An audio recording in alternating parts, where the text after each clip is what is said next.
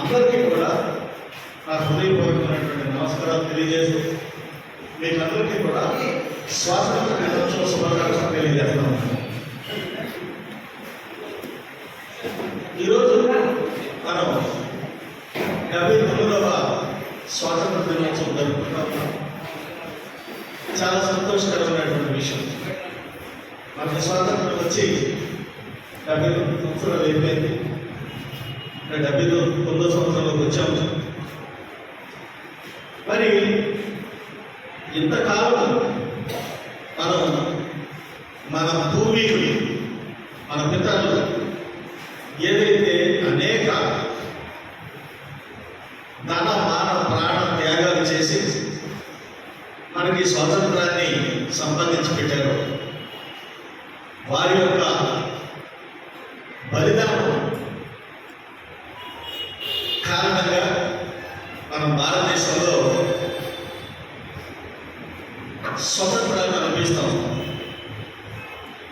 మనం కంపేర్ చేసుకుంటే మన పక్క దేశాలు పాకిస్తాన్, బంగ్లాదేశ్ కానీ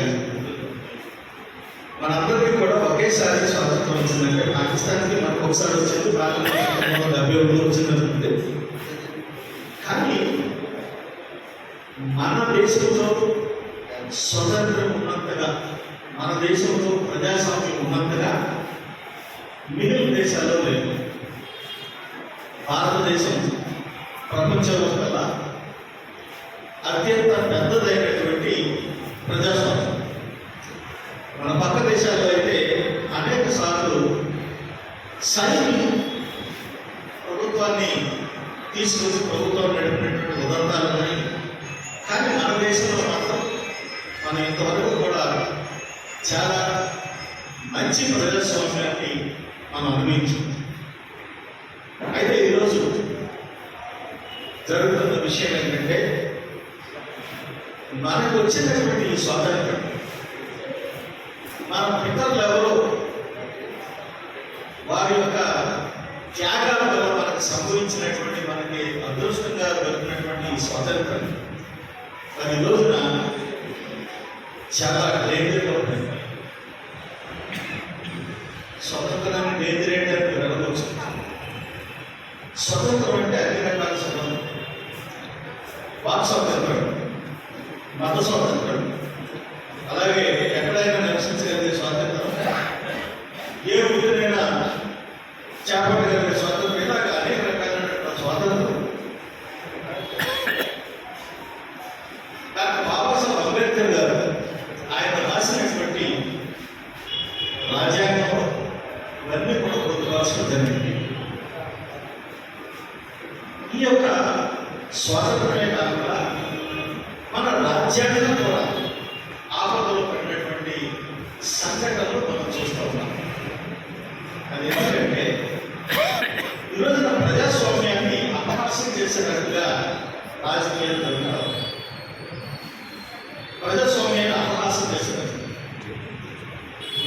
ఒక విషయం ప్రతి ఒక్కరూ కూడా, ఇటు రాజకీయాల్లో ఉన్నటువంటి నాయకులు కానీ లేదా ప్రజలు కానీ, ఓట్లేసి ప్రభుత్వాన్ని ఏర్పాటు చేసిన ప్రజలు కానీ గుర్తుపెట్టుకోవాల్సిన ఒక విషయం అదేంటంటే, స్వతంత్రంగా ఓటు వేసి ఎవరైతే గెలిపిస్తారో వాళ్ళు పాలకులుగా ఉన్నారు. అలా కాకుండా ఏ రకంగా అయినా సరే అధికారంలో ఉండాలి అని అనుకుంటే ప్రజాస్వామ్యం ఎలా ఉంటుంది? ప్రజాస్వామ్యం అంటే ప్రజలు ఒక నాయకుడు ఎన్నుకొని వాళ్ళ తరఫున మాట్లాడడానికి అసెంబ్లీ కానీ పార్లమెంట్ కానీ అవకాశం పంపిస్తారు. కానీ ఈరోజు జరుగుతున్న విషయం ఏంటంటే, నేను ఏదో ఒక రకంగా గెలవాలి అనే ఉద్దేశంతో నేను ఏ పార్టీ అయినా సరే ఏదో ఒక రకంగా మా పార్టీ అధికారంలో రావాలి అని చెబుతాం. మరి జాతీయ స్థాయిలో మన ఉత్తమ నాయకుడు మరి రాహుల్ గాంధీ గారు ఆయన చేస్తున్నటువంటి పోరాటాల గురించి మీకు ఈ రోజున నేను తెలియజేయాలనుకుంటాను. నేను ఇప్పటివరకు మాట్లాడిన దాంట్లో కూడా రాహుల్ గాంధీ గారు మన ఈ మధ్యన ఒక ప్రెస్ మీట్ పెట్టి మాట్లాడారు. ఆ విషయాలన్నీ కూడా మన ప్రజలకి, మన చింతపూడి ప్రజలకు కూడా తెలియాలి అనే ఉద్దేశంతో ఇది సరైన సమయం, స్వాతంత్ర దినోత్సవం రోజున స్వాతంత్ర దినోత్సవం జరుపుకొని మన స్వాతంత్రం కానీ లేకపోతే మన రాజ్యాంగం కానీ ఏ విధంగా ఆపదలో పడ్డాయి అని మన ప్రజలందరికీ కూడా వివరించాల్సిన బాధ్యత నా మీద ఉందని చెప్పేసి నేను అనుకుని ఈ రోజున నేను ఈ ప్రెస్ మీట్ పెట్టడం జరిగింది.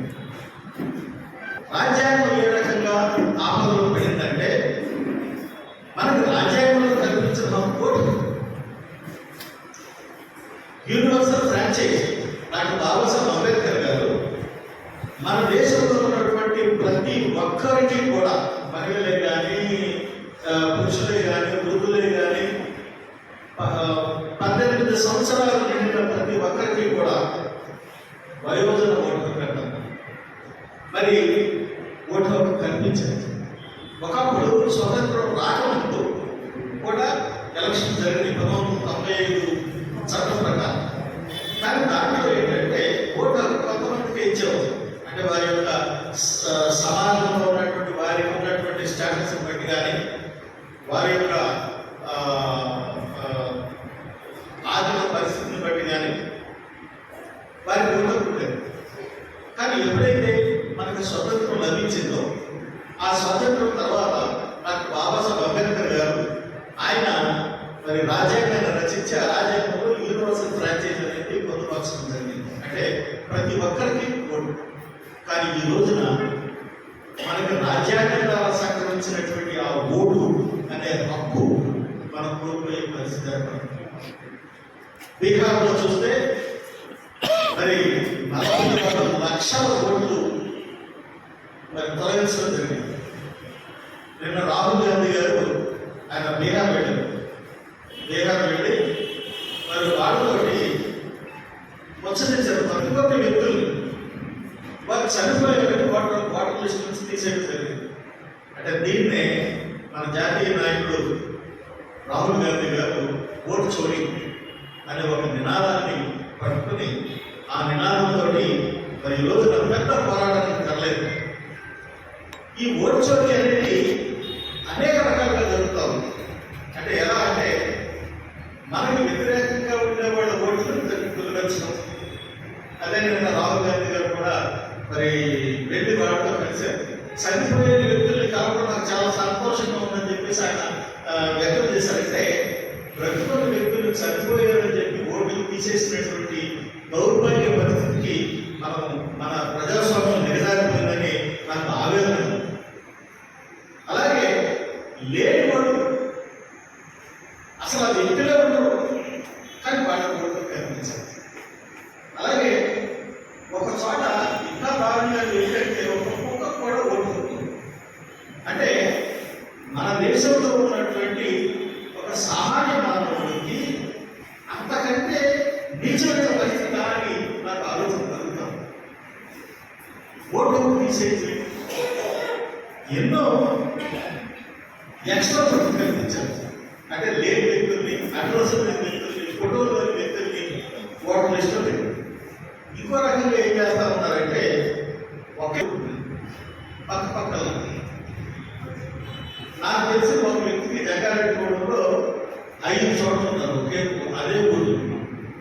అవన్నీ కూడా అప్పుడు మేము అక్కడ ఎక్సర్సైజ్ చేసినట్టు వాటిని సరి చేయడం జరిగింది. కానీ ఇలాంటివన్నీ కూడా చాలా దారుణమైనటువంటి పద్ధతిలో, అంటే ఏదో ఒక రకంగా మేము గెలవాలి అనే ఒక ఉద్దేశంతో పవిత్రమైనటువంటి ఓటు హక్కుని, భారత రాజ్యాంగం మనకి కల్పించినటువంటి ఓటు హక్కుని ఇది తీసేయడం అనేది చాలా దుర్మార్గమైనటువంటి పరిస్థితి. దాన్ని మేము తీవ్రంగా ఖండిస్తాం. రాహుల్ గాంధీ గారు జాతీయ స్థాయిలో ఈ పోరాటాన్ని ప్రారంభించారు. మరి మన పార్లమెంటు నుంచి ఆయన ర్యాలీగా బయలుదేరినప్పుడు చెప్తే ఆశ్చర్యపోతారు, 300 మంది ఎంపీలు ఆయన వెనకాల వచ్చారు. 300 మంది ఎంపీలు.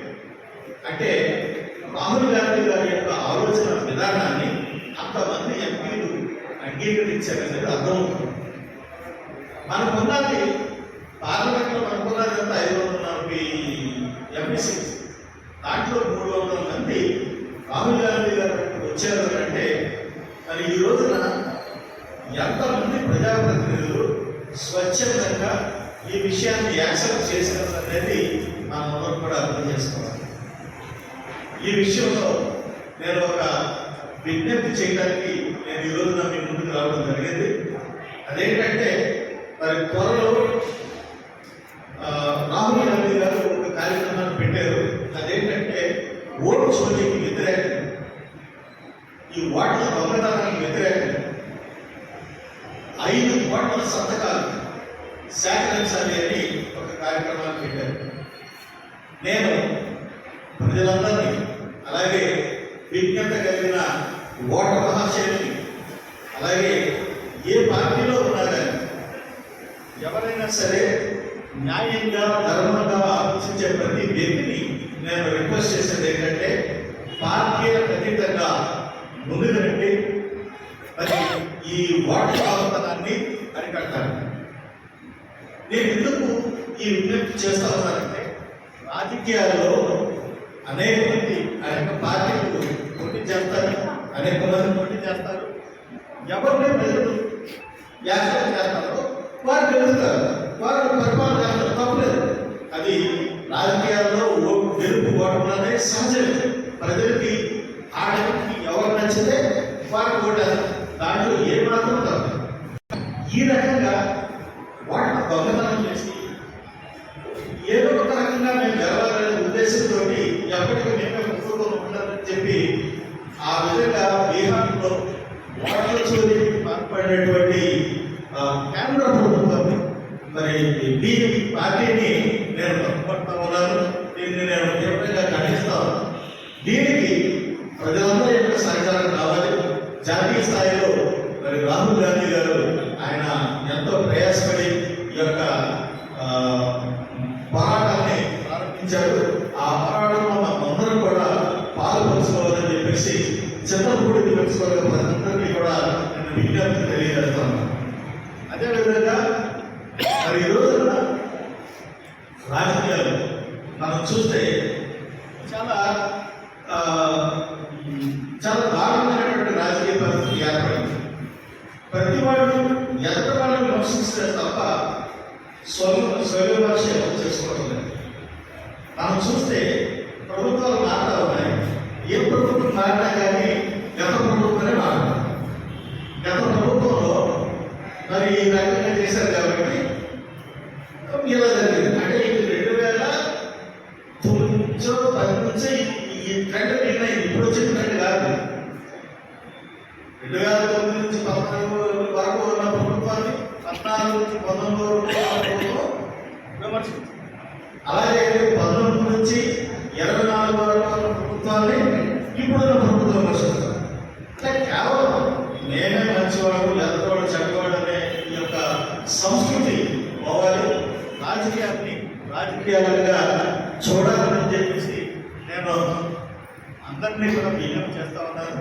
ముఖ్యంగా లక్ష్యపూర్త రాజకీయాలు ప్రతి ఒక్కరు, నేను ఒక పార్టీ అంటలేదు, అందరూ ఎవరైనా సరే రాజకీయాల్లో మనకి సిద్ధాంతపరమైనటువంటి విభేదాలు ఉండాలి తప్ప వ్యక్తిగత ద్వేషం కానీ వ్యక్తిగతమైనటువంటి కక్షలు కార్పణ్యాలు కానీ ఉండకుండా మనమందరం కూడా ఈ స్వాతంత్ర దినోత్సవం రోజున మనకి మరి ఎంతో మంది త్యాగం చేసి వారు మనకి సంపాదించి పెట్టినటువంటి ఈ స్వాతంత్రాన్ని మనం అనుభవించడం కాకుండా మన భావితరాలకు కూడా స్వేచ్ఛయుతమైనటువంటి స్వాతంత్రాన్ని, స్వేచ్ఛ, సౌభ్రాతత్వం, సమానత్వం అందరికీ కూడా మనం మన భావితరాలకి అందించాలని మీ అందరినీ కూడా నేను విజ్ఞప్తి చేస్తా ఉన్నాను. కాబట్టి ఇప్పుడు ప్రస్తుతం ఉన్నటువంటి పరిస్థితుల్లో మన స్వేచ్ఛ, అంటే మనకు ఇచ్చినటువంటి ఓటర్లు కూడా ఇచ్చినటువంటి స్వేచ్ఛ, రాజ్యాంగం ద్వారా మనకు సంక్రమించినటువంటి హక్కు, ఆ హక్కును మనం కాపాడుకోవాలి. అలాగే మనకి ఇతర మత స్వాతంత్రం కానీ లేకపోతే వాక్ స్వాతంత్రం కానీ మనం కాపాడుకోవాలి. ఎందుకంటే వాళ్ళకి వ్యతిరేకంగా మాట్లాడితే నెక్స్ట్ డే వాళ్ళు ఎక్కడున్నారో అర్థం కావాలి. మరి ఇలాంటి పరిస్థితుల్లో మన అందరూ కూడా స్వేచ్ఛ వాతావరణంలో మన దేశంలో స్వాతంత్ర దినోత్సవం రోజున నేను ప్రతి ఒక్కరిని కూడా వేడుకుంటూ మీ అందరి దగ్గర సెలవు తీసుకుంటా ఉన్నాను. మరొకసారి చెప్తా ఉన్నాను, పార్టీలకు అతీతంగా ఈ యొక్క ఓట్ల దొంగతనం ఏదైతే ఉన్నారో దానికి వ్యతిరేకంగా పోరాడదాం. ప్రతి ఒక్కరు కూడా ముందుకు రావాలని చెప్పేసి మీ అందరికీ కూడా మనం చేస్తాం. Thank you so much.